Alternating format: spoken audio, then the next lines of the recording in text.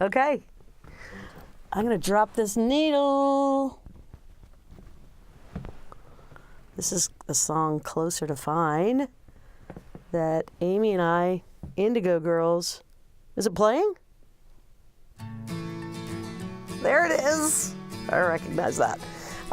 Amy and I recorded this on our eponymous first album for Epic Records. The album is called Indigo Girls. The song is Closer to Fine, and it was released in 1989. And I wrote this song on a porch in Vermont. My family used to go and vacation out in the woods in this cabin that had no electricity, and we cooked everything on a wood-burning stove, and it was pretty idyllic. But I used to bring my guitar on vacation, and so I remember sitting, I have a picture of it actually, sitting on this front porch and writing this song. At the time, I had graduated from college, and I was thinking a lot about the sort of insular world of academia, and how the one thing I learned in school basically is you can't believe everything you read or hear. And then I just started thinking about all the things that we, all the things that we seek as sources for answers to our questions in life.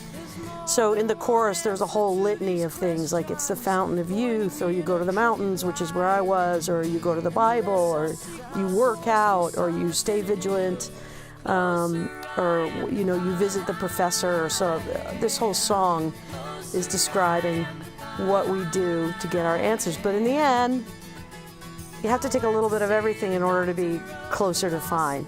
And that's the crux of the song.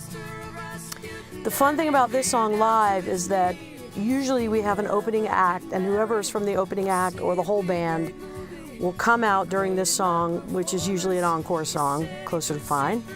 And that artist or that band or whatever will come and sing the last verse. So we've sung this song so many times I can't even count, but I never get tired of it for that reason, because live there's always someone new singing the last verse, and they sing it in different ways. Like we recently did a show with Bonnie Raitt in Minnesota, and she sang this verse. I died and went to heaven right there on the spot.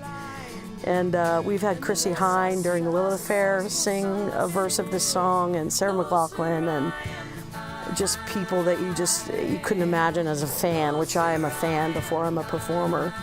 So this is a bit of a hootenanny song for that reason.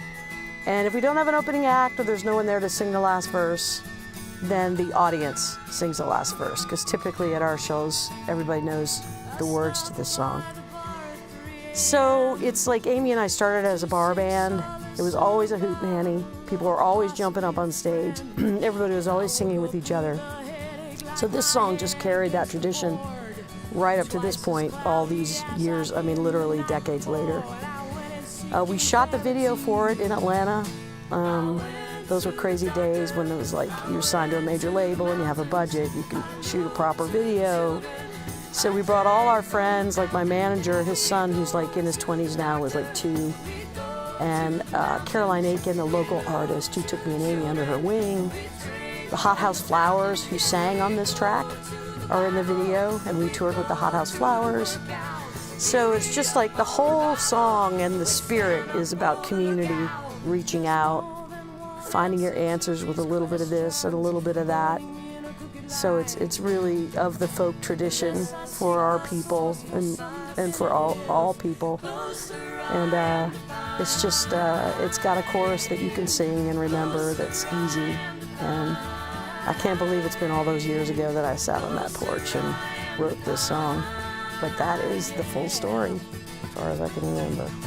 Closer to Fine. Thanks.